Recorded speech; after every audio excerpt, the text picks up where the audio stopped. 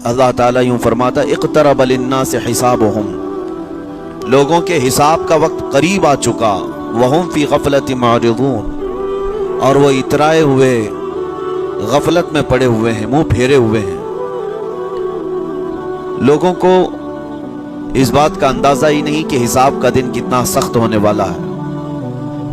मेरे अजीज़ों, जब नबी पाक सल्लल्लाहु तआला अलैहि वसल्लम ने ये इरशाद फरमाया कि मैं और क़यामत ऐसे हैं जैसे दो उंगलियां करीब हैं, 1400 साल पहले रसूल पाक सल्लल्लाहु अलैहि वसल्लम ने ये फरमाया था कि क़यामत इतनी करीब है जितना दो उंगलियां करीब हैं।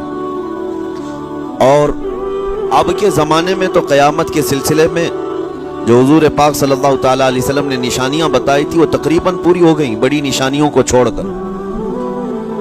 और ये भी हदीस पाक में है कि अगला ज़माना इतनी तेज़ गुजरेगा कि तुम्हें उसका अंदाज़ा ही नहीं होगा। ज़मानों पर ज़माने आते चले जाएंगे।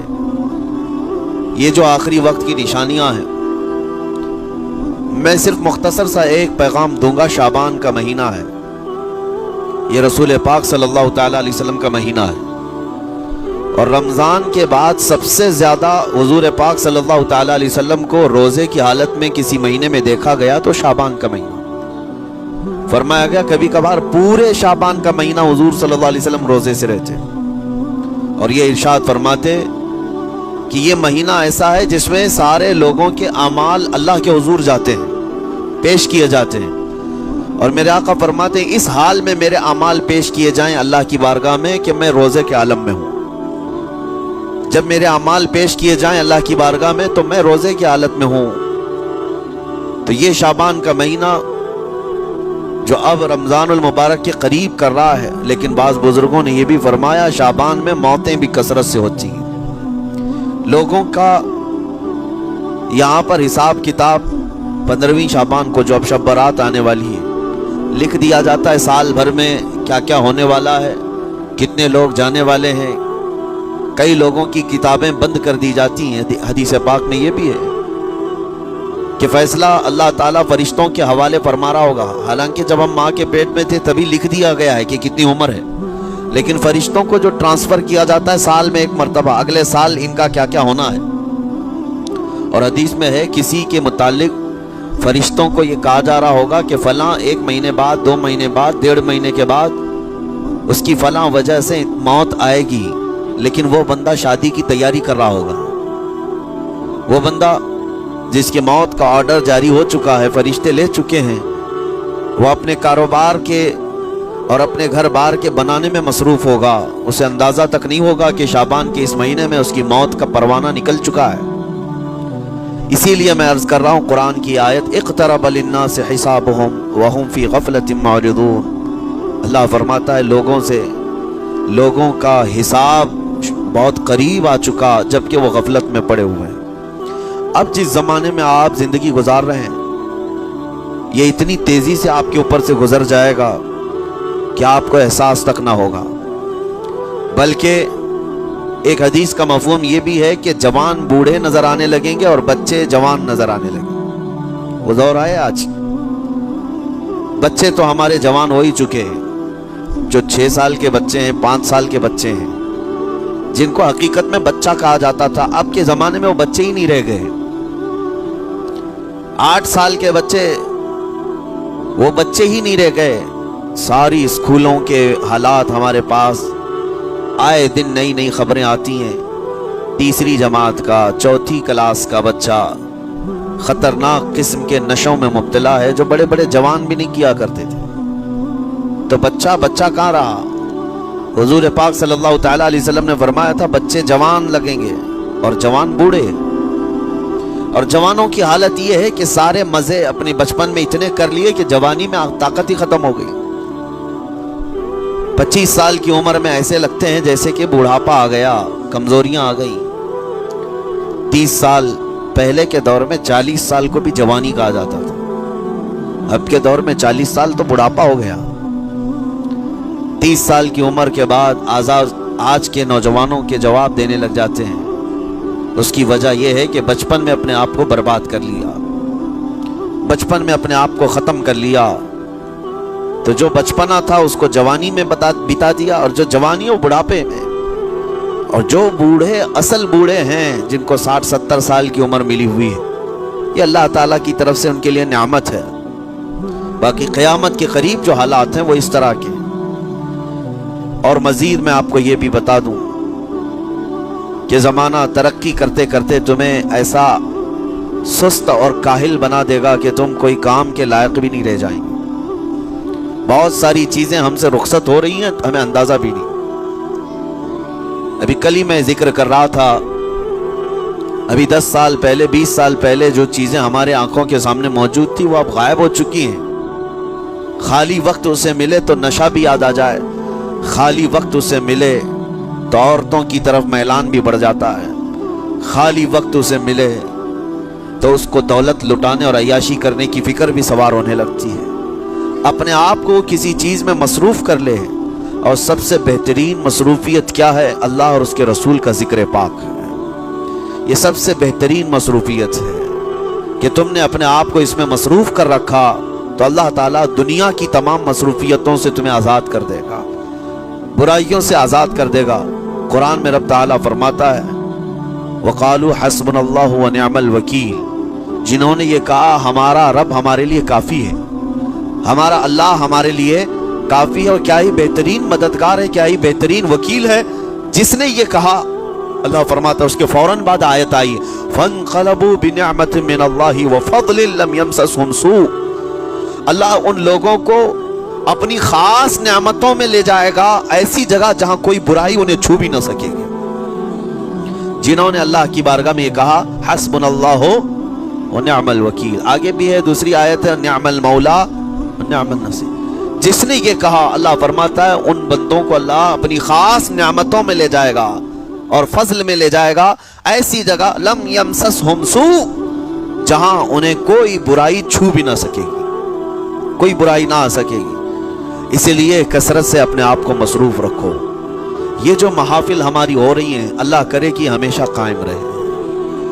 ہم ہفتے میں 1 مرتبہ ذکر کی مجلس میں آتے ہیں اپنے دل کو اللہ تعالیٰ کی یاد سے معمور کرنے کے لیے۔ ویسے کھانا تو دن میں 3 مرتبہ اور کوئی تو 5 مرتبہ کھاتے ہیں۔ اپنے جسم کا بھرپور خیال رکھا جاتا ہے، ہماری روح کے خیال کے لیے مجلسوں میں آنا ضروری ہے۔ یہ مجلسوں کی پابندیاں، اور اگر آپ اس کو ہی یہ سمجھ کر نہ چلیں کہ ہم نے ایک بار ہفتے میں ذکر کر لیا تو اب کافی ہے۔ ہماری گاڑی بھی جو ہے پیٹرول بار بار مانگتی ہے، اس کو جس طرح سے چلاتے ہیں اس طرح سے اس کی خواہش بھی ہے۔ روزانہ گاڑی کو اگر کہیں کھڑی کر رکھیں تو زیادہ پیٹرول نہیں لگے گا، لیکن چلتی رہے تو بار بار پیٹرول کی ضرورت ہے۔ ہم میں سے ابھی کوئی ایسا نہیں ہے جو بستر پر پڑا ہوا ہے، ہر کوئی چل رہا ہے، پھر رہا ہے، دنیا میں مصروف ہے۔ تم اپنے کھانے پانے بھی کر رہے ہو، لوگوں سے ملاقات بھی کر رہے ہو، اس کا مطلب ہے تمہاری گاڑی چل رہی ہے اور اس کو پیٹرول بار بار چاہیے۔ اور یہی جو ایندھن ہے، یہ پیٹرول ہے، اس کا کام یہ اللہ تعالیٰ کا ذکر کرتا ہے۔ تمہارے جسم کو بیلنس رکھنے کے لیے، تمہاری فکروں کو بیلنس رکھنے کے لیے، تمہارے دماغ کو صحیح سلامت ایک نہج پر رکھنے کے لیے یہ ذکر کی محافل قوت دیتی ہیں۔ اگر اس ہفتے میں آپ نے ذکر کیا نہیں ہوا تو آپ اپنے ہی گھر پر سونے سے قبل بستر پر بیٹھ کر کیوں اللہ کا ذکر نہیں کر لیتے؟ 5 منٹ 10 منٹ اس مولا کو پکار کر کے سونے میں کیا حرج ہے؟ لوگ موبائل دیکھتے، گانے سنتے، فلمیں دیکھتے ہوئے سو جاتے ہیں، لیکن اللہ رب العزت کو یاد کر کے سونے والا، میرے عزیزو، قرآن میں مولا فرماتا ہے فَاذْكُرُونِي أَذْكُرْكُمْ، اس کا وعدہ ہے تم مجھے یاد کرو میں تمہیں یاد کروں گا۔ اور اس کی تفسیر میں اللہ تعالیٰ کے اس قول میں، اس فرمان کی تفسیر میں بزرگوں نے فرمایا اللہ کیسے یاد کرتا ہے بندے کو؟ اللہ بندے کو کیسے یاد کرتا؟ جب تم اس کی یاد میں مصروف رہے، اپنے آپ کو بزی کر رکھا، اللہ تمہیں کیسی جگہ یاد کرتا ہے؟ فرماتے ہیں مفسرین کہ بندہ تو لوگوں میں اللہ کو یاد کیا، اور اللہ بندے کو فرشتوں میں یاد کرتا ہے۔ فرشتوں کے درمیان تمہارا ذکر ہونے لگتا ہے کہ فلاں کا بیٹا فلاں آج میرا ذکر کر رہا تھا۔ آج محفل ذکر سے جتنے نکلیں گے، اللہ کریم ہمارا ذکر فرشتوں میں ضرور فرمائے گا، فرشتوں میں ضرور ذکر ہوگا کہ فلاں بندہ آج ذکر میں مشغول تھا۔ اور پھر یہ بھی فرمایا بزرگوں نے، مفسرین نے، کہ اللہ تعالیٰ وہاں یاد کرتا ہے جہاں فرشتے ہوں، فرشتوں کی محفل میں تمہارا ذکر۔ اور اس کے علاوہ یہ بھی فرمایا گیا کہ تم دنیا میں زندگی میں اسے یاد کرتے تھے اور وہ تمہیں مرنے کے بعد قبر میں یاد کرے گا۔ جب دنیا تمہیں چھوڑ دیتی ہے تب اللہ تعالیٰ تمہیں یاد فرماتا ہے۔ فَاذْكُرُونِي أَذْكُرْكُمْ کا مطلب یہ ہے وہ تمہیں یاد فرمائے گا، لیکن اس کے لیے کثرت سے تم اللہ کو یاد کرو، اللہ کو یاد کرو۔ تو بہرحال میرے عزیزو، قیامت کی نشانیاں جو ہم نے آج مختصر آپ کے سامنے رکھی وہ بہت تیزی سے تمہارے سروں پر آ رہی ہیں اور تمہارے ہاتھوں سے بہت سارے کام اب چھن جائیں گے۔ ابھی آپ ترقیات میں خوشی سے بات کرتے ہوئے بیٹھتے ہیں نا، ڈسکس کرتے رہتے ہیں کہ سنا ہے ایسی کار آ رہی ہے کہ وہ اب بغیر ڈرائیور کے چلے گی، روبوٹ سے چلے گی۔ اس کو تو ہم خوشیوں میں ڈسکس کرتے ہیں کہ اچھا ایسا ہونے والا ہے۔ پہلے ایسا تھا کہ موبائل آپ بٹن کے دباتے تھے، کسی نے اگر خبر کر دیا کہ نہیں بعد میں صرف ٹچ کرنے سے آتا ہے تو آپ کہتے ہیں اچھا ایسا بھی آنے والا ہے۔ لیکن آپ کوئی کہے تو آپ کو کوئی تعجب نہیں، ٹچ اسکرین، کوئی تعجب کی بات نہیں، بنا ڈرائیور کے گاڑیاں آ جائیں گی۔ اس طرح ہوتے ہوتے نظام زندگی اس قدر بدل جائے گا، اس قدر بدل جائے گا۔ آج میری یہ بات نوٹ کر کے رکھ لیں، زندگی باقی رہی تو 10 سال بعد انشاءاللہ ہم ملاقات کریں گے اگر اللہ نے زندگی باقی رکھی، اور اس کے بعد پھر ہماری یہ باتیں میچ کر کے دیکھیں کہ کیا کیا ہوا ہے اور کیا کیا دنیا بدل چکی۔ اسی لیے میں کوئی بھوشمانی نہیں کر رہا ہوں اور نہ ہی کوئی جوتش بابا ہوں، طوطا لے کر جو بیٹھتا ہے، یا تمہارے ہاتھوں کی لکیریں دیکھ کر کے کوئی فیوچر بولنے والا نہیں۔ مصطفیٰ کریم صلی اللہ تعالیٰ علیہ وسلم کی احادیث سے جو قیامت کے قریب ہونے والے رونما ہونے والے واقعات ہیں، میں ترجمانی کر رہا ہوں حضور کی حدیثوں کی، اس لیے کہ ہمیں پتا ہے دنیا کے سارے سائنسدان جھوٹ بول سکتے ہیں، مدینے والے کی بات جھوٹ نہیں۔ میرے آقا صلی اللہ تعالیٰ علیہ وسلم کا فرمان جھوٹا نہیں ہو سکتا۔ اس لیے اگلا دور جو آ رہا ہے وہ بڑا سخت ترین ہے۔ اب آپ دیکھیں، محنت سے عاجز، ہر چیز سے محنت سے تمہیں نکال لینا ہے۔ میں نے تو لکھنے پڑھنے کی ایک مثال دی کہ تمہارے ہاتھوں سے قلم چلا جائے گا، تمہارے پاس سے کتابیں جو پرنٹ ہوتی تھی یہ بھی چلی جائیں گی، بس تم موبائل میں آڈیو کتابیں سنتے رہو۔ اور دور تو ایسا ہوگا کہ کچھ لکھنا بھی ہے، وہ بھی ابھی آ ہی چکا ہے، وائس کمانڈ جو ہوتا ہے اس کو بولو وہ لکھ کر کے دے دے گا۔ تم اس میں موبائل میں جو بولو گے وہ ٹائپ بھی ہو جائے گا۔ تو جب آپ کے بولنے سے سب لکھ بھی جاتا ہے تو قلم اٹھانے کی ضرورت کیا ہے؟ قلم چھوٹ گیا تمہارے ہاتھ سے، یہ سب چیزیں چھوٹ جائیں گی آگے۔ اب دور کے متعلق پیشین گوئیاں بعض سائنسدانوں نے یہ بھی کی ہیں کہ بچے پیدا کرنے کے لیے شادی ہونا بھی ضروری نہیں۔ یہ دنیا کا پلان ہے، یہ میں فطرت خداوندی کو نہیں بتا رہا ہوں، اللہ کے قانون کے خلاف ہے، لیکن دنیا یہ بھی چاہتی ہے کہ شادی کی بھی ضرورت نہیں، بچے ہم لیب میں پیدا کریں گے۔ لیبارٹری کے اندر ماں کی جیسے رحم دانی ہوتی ہے، بچہ دانی، آرٹیفیشل اس کو تیار کر کے اس کے اندر کسی مرد کے نطفے کو رکھ کر اس کو وہیں پروان دیا جائے گا۔ نہ کسی یہ شادی کی ضرورت ہے، نہ کوئی عقد، نہ کوئی ایگریمنٹ، کچھ نہیں۔ جس کو بچہ چاہیے وہ لیب سے خرید لے، ہر طرح کی چیزوں سے تمہیں آری کر دیا جائے۔ ابھی تو بہت سارے لوگ سوال بھی کرتے ہیں ہم سے ٹیسٹ ٹیوب بیبی پر، ٹیسٹ ٹیوب بیبی کے متعلق، جس کو بچے نہیں ہو رہے ہیں، کیا وہ اس طرح سے ٹیسٹ ٹیوب بیبی سے، جو آج ایک طریقہ کار ہے، بچے پیدا کر سکتے ہیں یا نہیں؟ اس کے کئی طریقے ہیں سائنس میں کہ اسی مرد کا نطفہ اسی کی عورت میں رکھ کر کے اس کو پروان دیا جائے، اور بعض دوسرے طریقے کہ کسی دوسرے کا لا کر اس کی عورت میں رکھ دیا جائے۔ یہ تو سراسر حرام ہے، زنا ہے۔ لیکن ائمہ اکرام، فقہاء اکرام نے حلال رشتے کے اندر ہی مرد اور عورت جو شادی شدہ ہیں ان کو بھی اس طریقے سے بچہ حاصل کرنے کی اجازت نہیں تھی، وہ ناجائز ہے، ناجائز ہے۔ بچے دینا یہ اللہ کی شان ہے۔ حضرت ابو ہریرہ رضی اللہ تعالیٰ عنہ حضور صلی اللہ علیہ وسلم کی بارگاہ میں حاضر ہوئے، عرض کرتے ہیں عرب والے لوگ عزل کرتے ہیں یا رسول اللہ، یعنی بچے نہ ہونا نہیں چاہیے کسی کو تو پریکاشن لیتے تھے وہ لوگ. اس کا طریقہ کار ان کا الگ تھا عربوں کا. وہ انزال نہیں کرتے, اس سے پہلے جدا ہوتے. حضرت ابو ہریرہ رضی اللہ تعالیٰ عنہ نے حضور کی بارگاہ میں پوچھا کہ ایسا کیا کرنا کیسا ہے؟ نبی پاک صلی اللہ تعالیٰ علیہ وسلم نے ارشاد فرمایا اگر رب تبارک و تعالیٰ چاہے تو بھی بچے عطا کرے گا. کوئی عزل کر لے الگ ہو جائے, اگر مولا کو دینا ہو تو اس حال میں بھی اللہ تعالیٰ بچے عطا کرے گا. جو مولا بغیر باپ کے عیسیٰ پیدا فرماتا ہو.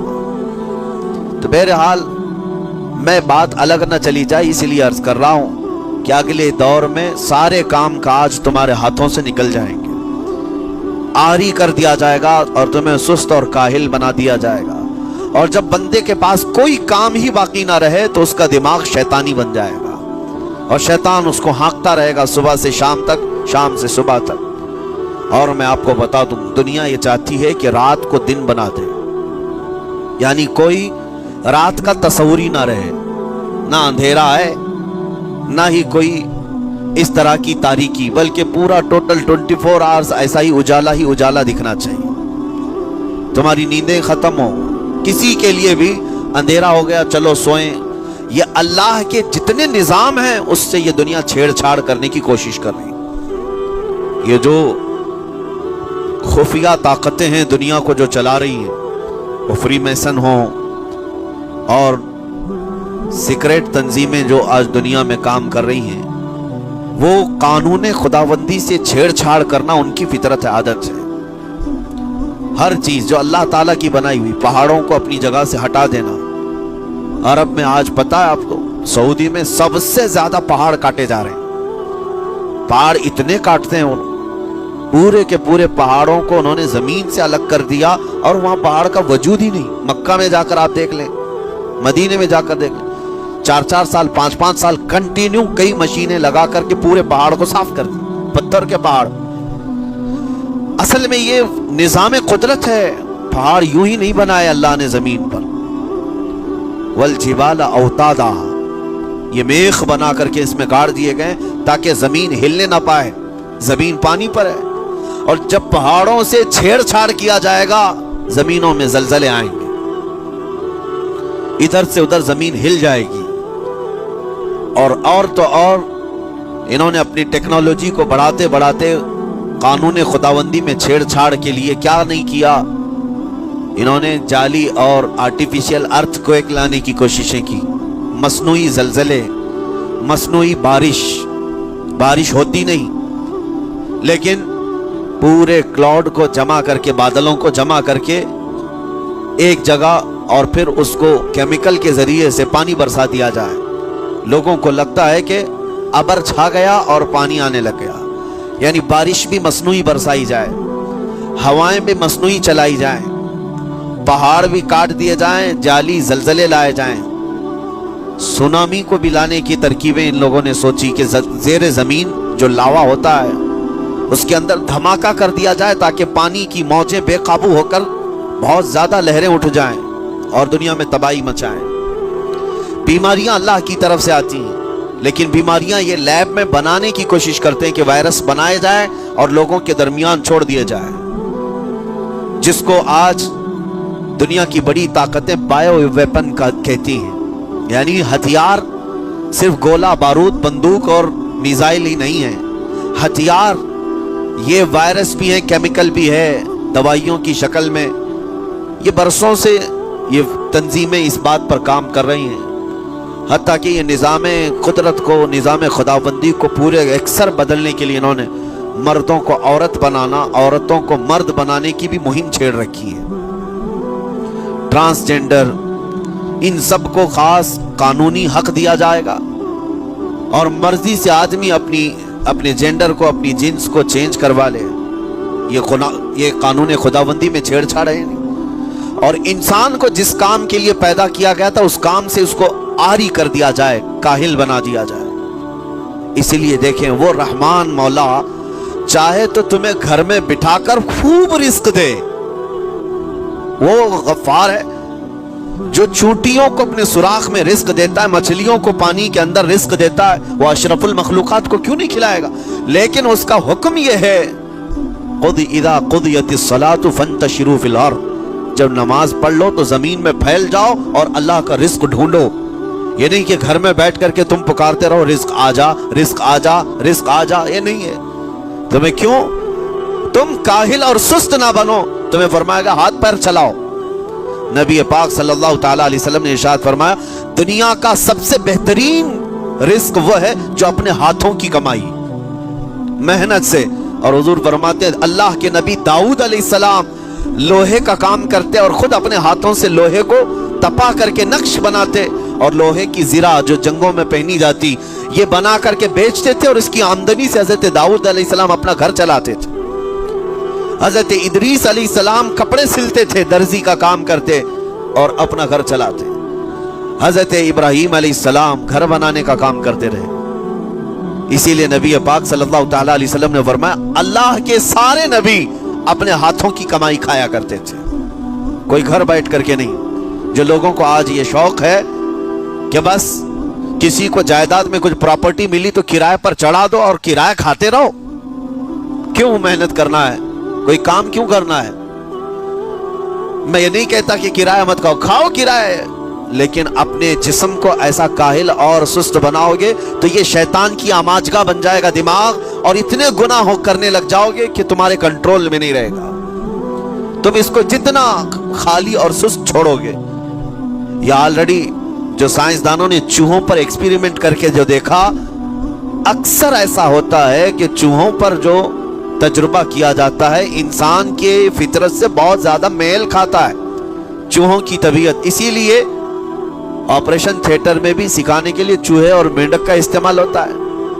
دوائیاں بھی جو سب سے پہلے بنتی ہیں وہ چوہوں کو کھلا کر دیکھی جاتی ہیں۔ انسان کی طبیعت زیادہ اس سے میل کھاتی ہے، تو جو چوہوں کو ساری سہولیات دے دی گئی تھی تو وہ آپس میں شہوت میں مبتلا ہو گئے اور ایک دوسرے کا قتل کرنے لگے۔ یہی حال انسانوں کا بھی ہوگا، جب ان کو ساری سہولیات ایک جگہ مل جائیں گی تو یہ ایک دوسرے کا قتل شروع کر دیں گے، یہ کثرت سے گناہ کرنے لگیں گے اور ایک دوسرے کا قتل کریں گے۔ اسی لیے آپ کو میں جو بات کہہ رہا تھا وہ ادھوری رہ گئی۔ وہ رب تبارک و تعالی چاہے تو گھر بیٹھا کر تمہیں کھلائے، لیکن آپ مجھے یہ بتاؤ یہ جو مسجد میں بلاتا ہے تمہیں رب تعالی 5 وقت، فجر میں، ظہر میں، عصر میں، مغرب میں، عشاء میں، اور ہر ایک میں تمہیں اپنی پیشانی زمین پر رکھنی ہے، ہاں ایک مخصوص طریقہ ہے۔ کیوں؟ اللہ کریم کیا تمہارے ان اعمال کا محتاج ہے؟ محتاج ہے رب تعالی کہ تم جتنے سجدے کرو گے اس کا پاور بڑھے گا، اس کی طاقت بڑھے گی، تمہاری عبادتوں سے اس کے خزانے بڑھیں گے؟ کچھ نہیں ہونا ہے، وہ بے نیاز ہے، اللہ الصمد، وہ بے نیاز ہے۔ لیکن تمہیں یہ جو پریکٹس کرائی جاتی ہے وہ اسی لیے کہ تم سست اور کاہل نہ بنو۔ کسی گاڑی کو زیادہ دن گیریج میں رکھ دیا جائے، چاہے وہ نئی کیوں نہ ہو، زنگ لگ جاتا ہے اور اس کے بعد پھر اس کے اندر خرابیاں شروع ہو جاتی ہیں۔ انسان اپنے آپ کو اسی طرح کاہل رکھ دے، سست رکھ دے، تو پھر اس کے اندر بھی عجب عجب قسم کی بیماریاں، وہ گناہوں کی بیماریاں بھی شروع ہوتی ہیں اور جسمانی بیماریاں بھی شروع ہوتی ہیں۔ اسی لیے تمہیں 5 وقت یہ پریکٹس بھی کرائی جاتی ہے کہ نمازیں پڑھتے رہو، اپنے آپ کو بزی رکھو، تم بار بار پیشانی زمین پر جھکاؤ اور اٹھاؤ، جھکاؤ اٹھاؤ۔ یہ پریکٹس اسی لیے کرائی جاتی ہے کہ تمہارا جسم سست اور کاہل نہ رہے۔ اللہ کریم بندوں کے تمام مصالح اور ان تمام حاجتوں کو بہتر جانتا ہے کہ بندہ کس میں بہتر ترقی کر سکتا ہے۔ اسی لیے میرے عزیزو اپنے آپ کو خالی مت چھوڑو، اپنے آپ کو خالی مت چھوڑو۔ اور وقت ہمارے پاس اتنا کم ہے کہ حساب دینے کے وقت ہمیں سب کو پتہ چل جائے گا قیامت کے دن۔ یہ بھی روایت میں ملتا ہے کہ بندہ یہ یاد کرے گا کہ میرے پاس اتنا وقت تھا، کاش میں کچھ نہ کرتا تسبیح لے کر بیٹھا ہوتا، کاش میں کچھ نہ کرتا دعائیں کر رہا ہوتا، تو اللہ تبارک و تعالیٰ اس کا بدلہ مجھے قیامت میں عطا کرتا۔ لیکن جنہوں نے اپنے اوقات کو یہاں پر خالی گنوا دیے، فضول میں برباد کیے، وہ بہت پچھتاوے میں ہوں گے، بہت پچھتاوے میں ہوں گے۔ جتنا وقت اپنے پاس باقی ہے اس کو مصروف کر دو، اس کو مصروف کر دو۔ اللہ کریم ہم سب کو گزرے ہوئے تمام برائیوں کے کفارہ ادا کرنے کی توفیق عطا فرمائے۔ رب تبارک و تعالیٰ ہمیں سستی اور کاہلی سے محفوظ فرمائے۔